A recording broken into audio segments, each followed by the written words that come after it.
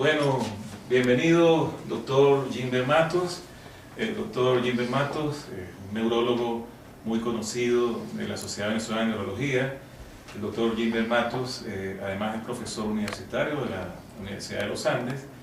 Y hoy quisimos traerlo para empezar este ciclo de webinar, en el cual vamos a ir desarrollando mediante entrevistas científicas algunos tópicos de interés para la comunidad neurológica.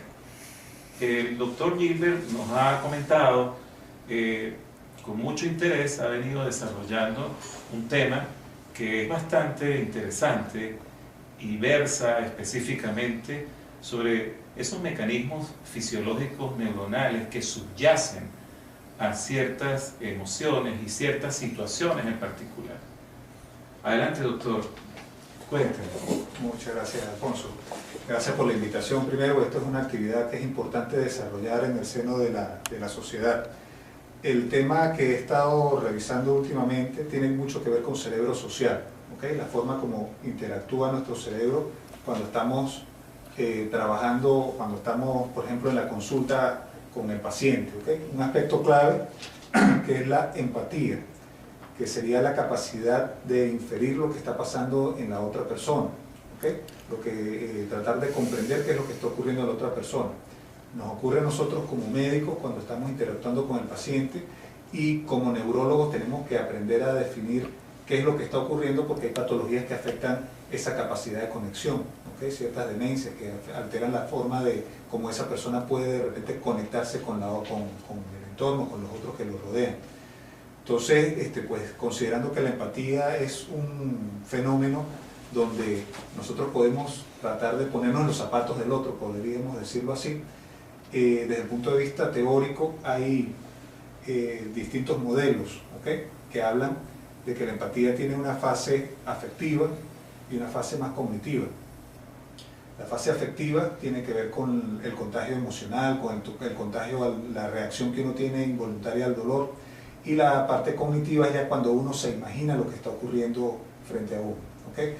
Los primeros estudios fueron realizados, o sea, las primeras teorías se desarrollaron en los 90, un investigador italiano estaba haciendo su trabajo con unos monos, con unos electrodos, y de repente empezó a hacer una serie de actividades, y al mono que tenía aparte empezó a activársele una zona del cerebro sin que él le estuviera haciendo un estímulo directo.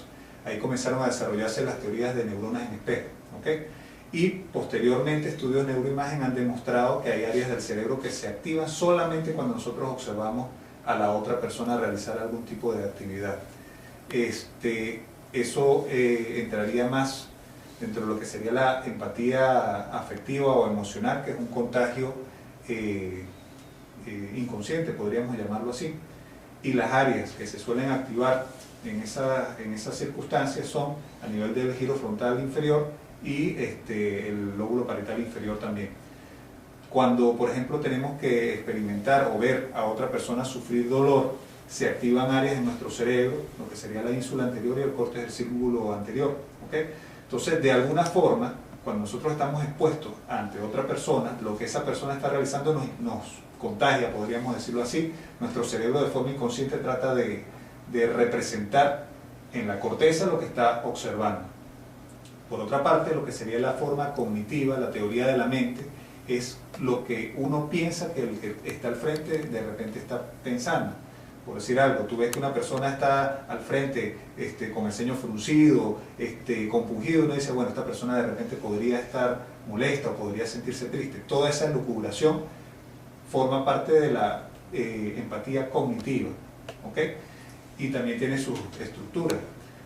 Lo que sería el lóbulo temporal, el polo temporal, lo que sería el surcus temporal superior y la unión temporoparietal son los que más tienen que ver con las estructuras que tienen que ver con este fenómeno. Y también cuando uno intenta de establecer el sentimiento que está experimentando el otro, tiene que ver con estructuras más mesiales del lóbulo frontal, la porción prefrontal, la porción más mesial, que nos ayuda a distinguir lo que es la otra persona de uno. Entonces, todos estos elementos juegan un papel para uno poder colocarse en los zapatos del otro, ¿okay? De forma consciente e inconsciente. Quizás la forma inconsciente es lo que más me ha interesado revisar, por los contagios de conductas que se pueden producir dentro de una situación, por ejemplo las situaciones de pánico, cuando los niños en un retén de incubadoras uno empieza a llorar y todos lloran al mismo tiempo, ¿ok? Tiene mucho que ver con esos mecanismos primitivos de contagio emocional. Hay un modelo que habla de un tercer componente que se llama desconexión emocional. Vamos a suponer, y lo traslado a lo que sería a la situación del médico. Los médicos constantemente estamos viendo pacientes en situaciones duras, ¿no? Y conforme uno va avanzando en la carrera de medicina siempre se describe de que hay como una desensibilización. Este tercer mecanismo, que es de conexión emocional, puede jugar un papel, forma parte de lo que sería la parte más dorsal de los lóbulos frontales, tratan de hacer una regulación en baja de todas las estructuras que acabo de mencionar para que uno no se sienta sobrecargado de información negativa emocional, ¿okay? Entonces todos esos son elementos que juegan un papel, se puede medir con escala, se puede explorar desde el punto de vista de neuroimagen funcional.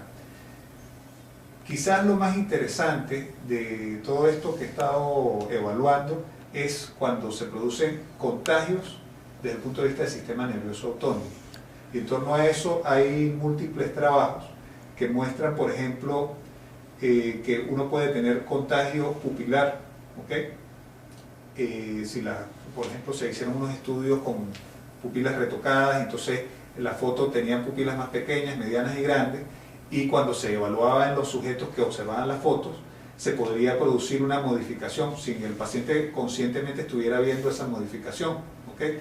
Y se producían activaciones a nivel de los núcleos de Eddy y Westphal relacionados con el grado de contracción o de dilatación. Hay estudios de sistema nervioso autónomo también que muestran que solamente ver fotos o videos donde se observa una mano, por ejemplo, metida en agua fría, hace que se produzcan cambios de temperatura en la mano de uno, ¿okay? O otra serie de estudios que muestran sujetos con ceguera cortical cuando exponen lo que sería la corteza ciega a una foto riéndose o una foto frunciendo el ceño, se producen manifestaciones electromiográficamente determinadas, igual en el sujeto que está observando, así conscientemente no se esté viendo el estímulo. Estudios de madres con niños, día de madre de niño, donde la madre es sometida, por ejemplo, a una entrevista, una prueba que se llama test de Trier, que es una prueba de una entrevista de estrés social. La mujer es sometida a ese estrés y dejan al hijo afuera, miden la frecuencia cardíaca y después cuando sale ponen a la mujer a cargar al niño y están evaluando al mismo tiempo la frecuencia cardíaca del niño, y después de un rato se observa que hay un contagio, podríamos decirlo así, de esa actividad simpática en el niño. El niño también tiene una frecuencia cardíaca más acelerada, comienza con conductas evitativas a pesar de que no presencia la situación de estrés. Trabajo en una población de España donde hacen caminatas de fuego, ¿okay? Y evalúan la respuesta autonómica de los caminantes del fuego, los familiares del caminante de fuego y otras personas que estuvieran en el público que no tuvieran nada que ver, y se observa también esa sincronización de actividad simpática. Entonces son muchos elementos que pueden jugar un papel y que hace plantearnos a nosotros una pregunta, porque básicamente la razón por la cual yo llego a este tema es de preguntarme qué pasa en el cerebro de una persona como el médico, que constantemente tiene que estar experimentando empatía, que constantemente tiene que estar evaluando situaciones de estrés, poniéndose en el zapato de los demás. Es un aspecto importante porque si nos remontamos, por ejemplo, a la mitad del siglo del siglo XIX, las teorías de Darwin, fue muy interesante esos primeros planteamientos donde él escribe a varios colegas de diferentes partes del mundo, botánicos y biólogos, para que describieran cuál era la emoción de los diferentes grupos de personas ubicados en diferentes terrenos, diferentes razas, ante una situación vital similar. Claro. Muertes, heridas, terremotos, diferentes tipos de eventos, y cómo reaccionaba la gente. Entonces, de ahí pues parece ser que que se abrió un campo de investigación en cuanto a la selección natural, que lo planteaba en su momento, y cómo después se retomó. Entonces uno se pregunta, ¿existe la probabilidad de que haya en el médico una selección más que natural, una selección social, precisamente por esa costumbre? Uno ve muchos muchachos que están empezando la carrera, estudiantes que se desmayan ante la visión de sangre y son estudiantes de medicina y no soportan ciertas visiones, que luego se acostumbran y luego pues sus estímulos van seleccionándose, ¿no? Y ahí quizás pudiéramos concatenarlo un poco con la teoría la teoría de los circuitos cerebrales, ¿no? Que quizás es un poco de lo que estás hablando, ¿no? Sí, de hecho hay trabajos que evalúan estudiantes de medicina y evalúan lo que va ocurriendo desde el punto de vista de empatía en el estudiante cuando ingresa al tercer año y ya cuando se gradúa, y se va observando cómo las puntuaciones de empatía comienzan a disminuir, o sea que cada vez conforme se va avanzando va existiendo un menor grado de empatía, pero eso podría explicarse por lo que te estaba comentando de la teoría de la desconexión emocional. O sea, cuando uno está constantemente colocándose en los zapatos de la otra persona, están ocurriendo fenómenos conscientes e inconscientes. Conscientemente yo me pongo en los zapatos del frente, inconscientemente yo estoy tratando como de vivir, o sea, representar en mi cerebro, y tiene una expresión fisiológica. Llega un punto de que por mecanismo de defensa propio del mismo cerebro, así como que ya yo me estoy sobrecargando de información, comienza a ocurrir una regulación en baja en todas esas estructuras mesiales de los lóbulos temporales. ¿Okay? Eso es lo que ocurre en la desconexión emocional, se puede evaluar también. Paradójicamente, cuando hay un estudio que compara estudiantes norteamericanos con estudiantes japoneses, y los japoneses tienen un comportamiento distinto, porque su cultura es diferente, en el sentido de que los japoneses cuando entran a la escuela de medicina tienen una preparación muy científica, poco humanista, y en la escuela de medicina se inclinan un poco más por la parte humanitaria y su empatía se comporta distinto. Mientras que el estudiante norteamericano ocurre este fenómeno que te estoy describiendo, conforme va avanzando en la carrera, la empatía va disminuyendo. Eso llama la atención porque implicaría de que hay aspectos que hay que considerar dentro de las facultades de medicina para que la empatía se pueda manejar de otra forma, sin necesidad de que uno se vea sobrecargado de... Ese aspecto es importante porque bueno, ya nos estamos desgraciadamente acercando al final, y sí me encantaría si pudiera de alguna manera resumir la vasta información que tiene dirigida a fortalecer esas habilidades cognitivas o a descubrirlas, ¿cómo pudiéramos llamarlas? Yo pienso que sería más bien descubrirlas porque hay aspectos que podemos controlar y aspectos que no. ¿Okay? Entonces, ¿qué tanto se puede escapar de la parte cognitiva de la empatía? ¿Qué tanto se puede controlar, por ejemplo, el impacto que puede generar en uno percibir el dolor de la otra persona, percibirse similar a la otra persona, que igualito va a generar un impacto fisiológico? Yo pienso que hay que estar atento al impacto fisiológico del estrés, de estar constantemente manejando estrés para poderlo controlar, porque hay aspectos que uno no puede controlar aquí, son muy primitivos. Correcto. Entonces, ¿cómo pudiéramos, qué le pudiéramos nosotros enviar como mensaje a los muchachos que están empezando en su carrera? Porque pasa lo contrario, pasa que llegamos al punto tal de que nos desensibilizamos de una manera absoluta. Claro. Y entonces pasamos a ser tan fríos como el hielo con el paciente, ¿no? Entonces, ¿cómo pudiéramos prevenir esa situación que todos los días se está fortaleciendo? Mira, el fortalecimiento de una conducta adecuada con el paciente no solamente depende del estudiante en este caso, depende sobre todo de estrategias de educación y modelos a seguir. O sea, yo pienso que ahí es donde debe partir, y es la reflexión que también hacen muchos de estos trabajos en lo que tienen que ver empatía y los estudiantes de medicina.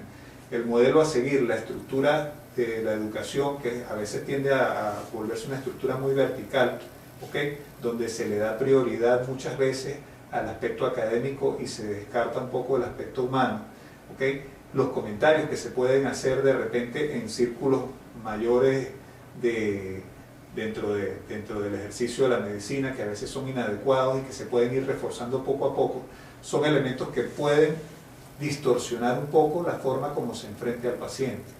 O sea, yo pienso que hay que buscar un punto de equilibrio. No vamos a caer en la desesperación porque obviamente el médico tiene que mantener la calma en una circunstancia de estrés como es la enfermedad, pero tampoco podemos irnos a los otros extremos donde uno simplemente es un robot, como tú estás diciendo, frío, calculador, porque hay elementos inherentes a cada paciente, son distintos, pues. O sea, es una cuestión de ser flexible y al mismo tiempo llegar a un punto de equilibrio donde uno se conozca hasta dónde puede llegar, hasta dónde te está afectando la situación, en qué momento tienes que parar, en qué momento tienes que reflexionar para poder cuidar tu propia salud. Bueno, pues me encantó tener al doctor Matos, nos ha dado una información muy buena, muy novedosa, ya que no es una información que frecuentemente se está discutiendo. Así que ha enriquecido el primero de los webinars que vamos a hacerles llegar en varias presentaciones. Y bueno, pues parte de la Sociedad Venezolana de Neurología, de la cual usted también es miembro, no solamente por ser neurólogo, sino forma parte de la Junta Directiva. Y bueno, gracias a todos ustedes por haber prendido su PC y vernos, y poder apreciar esta entrevista. Muchas gracias, doctor. Gracias a ti. Estamos pendientes. Gracias. Gracias.